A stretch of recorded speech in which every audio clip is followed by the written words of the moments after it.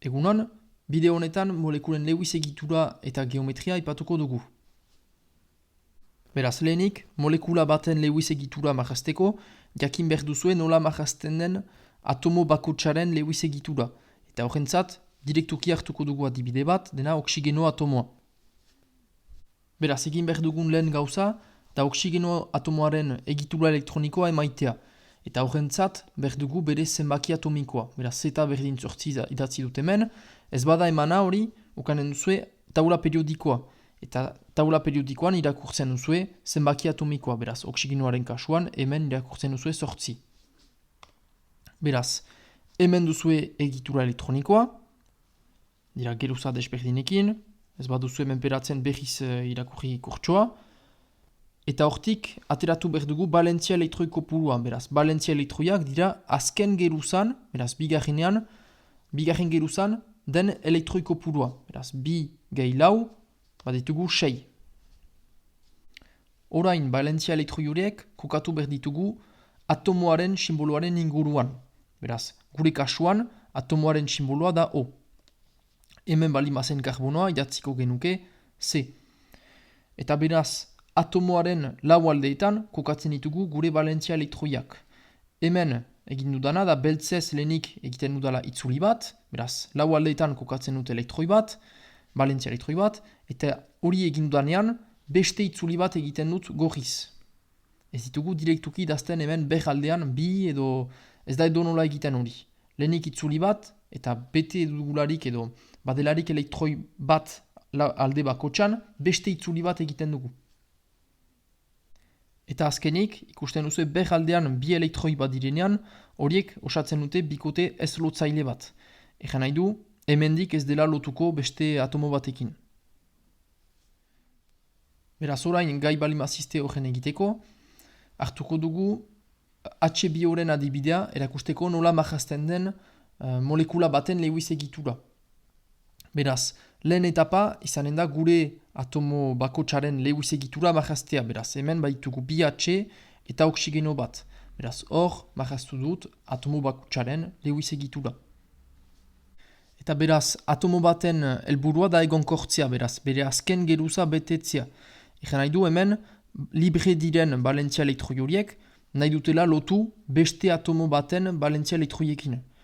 Beraz, hemen lotu ditut balentzia elektroi horiek, eta hori egiten dutenean, atomo horiek partekatzen dituzte elektroi horiek. Eta hor egonkortzen dira hori eginez. Beraz, hemen ikusten duzue, badugu kasik Lewis egitura, baina ez da biziki garbia, beraz. Hori garbiago izaiteko, behantolatzen ditugu gure atomoak, bikote lotzaile horiek, zuzenak izaiteko gisan. Beraz, olako zerbait, edo olako zerbait. Beraz, ikusten duzue, kasu honetan, aski egeski atseman dugu molekularen Lewis egitura. Baina batzuetan, atomoa initz badirelarik molekula batean, komplikatuagoa izaiten alda. Eta olako kasuetan, ez ditugu lehenik idatziko atomo guzien Lewis egiturak lehokatuak, baizik eta lehenik lotura gehien sortzen alituzten atomoak, eta besteak inguratuko dituzte. Beraz, hartuko dugu adibide hori, horren azaltzeko, C2H6 molekula, beraz, hor lotura gehien sortzen alituzten atomoak, dira bikarbonoak. Beraz, idazten alitut, bikarbonoak. Eta hidrogenoak inguratuko dituzte karbono atomo horiek. Beraz, hidrogenoak badu balentzia elektroi bakar bat.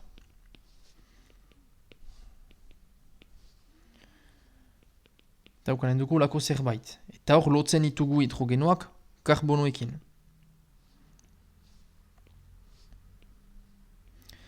Eta karbono bakotxan bada balentzia elektroi bat, libre dena, beraz, lotzen ditugu bi elektroi horiek.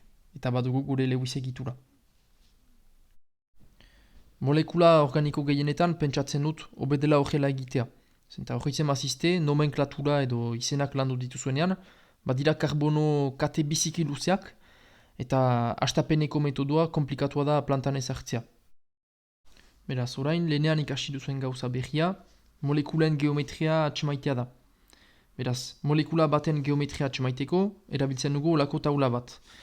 Beraz, lehoak adierazten dutenak hor, 2, 3, 4, dira zentroko atomoari lotutako atomo kopurua. Beraz, zentroko atomoak hor beti arrosez dira, ikusten duzu bigarren lehoan, atomo arrosa bakotsari hor lotuak dira bi atomo. Hirugarren lehoan hiru atomo, eta laugarren lehoan lau atomo. Beraz, hor ez da bikote kopurua, baizik eta atomo kopurua. Eta zutabeak adierazten dute zentroko atomo honetan den bikote ez lotzaile kopurua. Beraz, kasu honetan hemen, egan nahi du, zentroko atomoak ez duela bikote ez lotzailerik. Hemen baduela bat, eta hemen badituela bi. Beraz, taula hori ez duzu gogoz ikasi behar, emana izanen da. Orain berriz hartuko dugu atxeman dugun H2O-ren Lewis egitura, ikusteko nola erabiltzen den taula hori. Beraz, hor gure zentroko atomoa oksigenoa da. Eta oksigenoa beste bi atomoai lotua da, beraz, bi hidrogeno. Eta oksigenoak baditu bi bikote ez lotzaile. Beraz, gure taulan hor, lehen lehoan gira, zeta oksigenoa beste bi atomoai lotua da, eta baditu bi bikote ez lotzaile. Beraz, azken zutabean hemen. Eta ikusten dugu hori dela ukondo forma bat. Egen nahi du, geometria dela gehiago olako zerbait. Beraz orain horren aplikatzeko, marraztuko ditugu molekula edo joi poliatomiko horien Lewis egiturak eta geometriak emanen ditugu taularen bidez. Beraz azkena hor da joi poliatomiko bat hori bukaeran ikusiko dugu. Beraz egiten alduzuen lehen gauza, da begiratzea hor zein diren zuen atomo desberdinak, beraz C, O, H eta N, eta begiratzea taula periodikoan haien zenbaki atomikoa. Zenbaki atomikoa begiratu ondoren, marrazten duzue bakotsaren Lewis egitura, eta hola, ariketa osoan ukanen duzue. Normalki lau horiek gogoz ikasi dituzue, baina batzutan izaiten alda SI, AL edo ezagutzen ez dituzuen elementu kimiko batzu. CO2-rekin hasiko gira, beraz CO2-ren kasuan badira bi oksigeno eta karbono bat.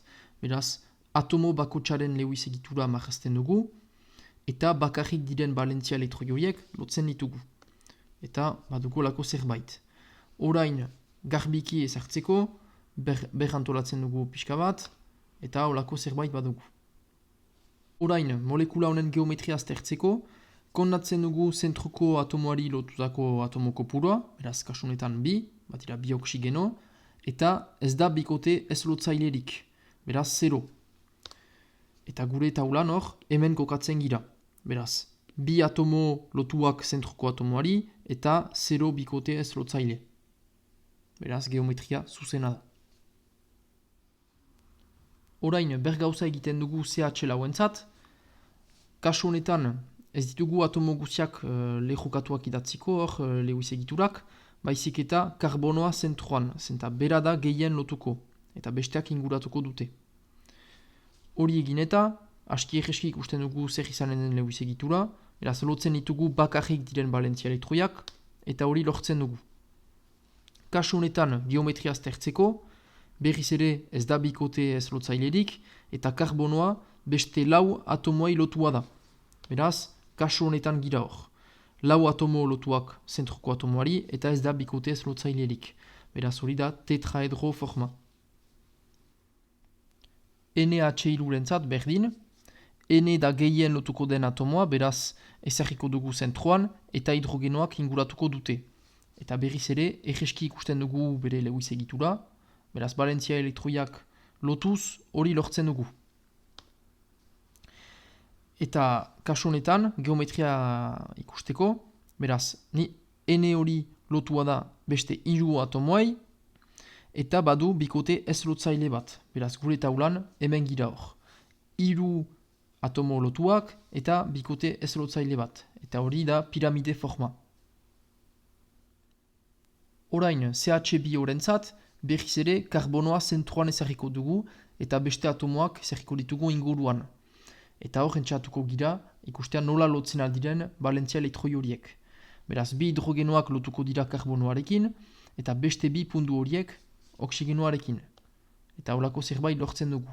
Beraz, garbiago izaiteko, berrantolatzen dugu, eta hori dugu.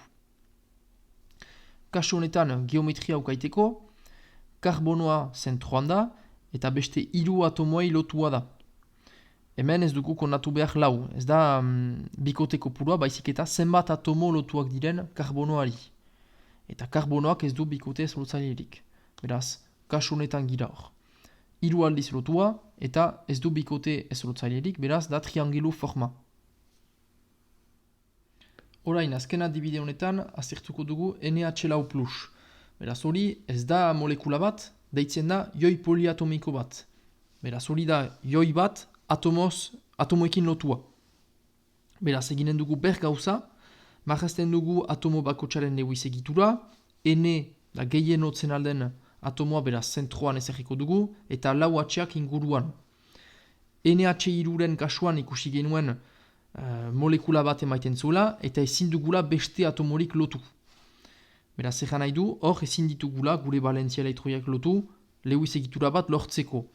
Baina badugu plus hori, eta plus honek egan nahi du, atomo batek galdu duela elektroi bat. Kasu honetan, hidrogenoak ezin dute elektroik galdu, bestela ez dute gehiago elektroik. Beraz, bortxaz da N kasu honetan. Beraz, Nek galdu du elektroi bat. Eta galtzen badu elektroi bat, hori da. Hori lortzen dugu. Hemen idazten dugu plus, adierazteko galdu duela elektroi bat, eta orain, horrekin posible dugu lewis egitura marraztea. Beraz, libre diren balentzia elektroi guziak lotzen ditugu, eta pixkat garbiago izaiteko, berantolatzen ditugu, hola. Orain, joi poliatomiko horren geometria aztertzeko, ber gauza eginen dugu, beraz ikusten dugu hor joiaren inguruan lau atomo lotuak direla, eta ez duela bikote zolotzailerik. Beraz, berriz ere, kasu honetan gira hor, tetraedro bat da. Beraz, gai izan berzirezte bideo honetan aurkeztu dudana egiteko, zenta badira aplikapen desberdinak gai hainitzetan. Beraz, ikusten dudan lan aplikapena da errekuntzen gaietan. Beraz, errekuntzen kasuan, kondatu behar ditugu erreaktiboetan eta produktuetan diren bikote mota desberdinen kopuruak. Eta horrentzat, obeda jakitea nola marrazten diren lewis egiturak. Ondotik, kimika organikoan, gai izan berziste izen batetik marrazteko molekula baten lewis egitura edo formula erdi garatua. Beraz, obede duzu ere jakitea hori. Eta azkenik, gai izan berziste molekulen polaritatea aztertzeko, eta horrentzat beharrezkoa da molekularen geometria ukaitea. Eta hori, likido erauzketaren kasuan, jakin behar duzue disolbatzaile egokia hautatzeko, adibidez.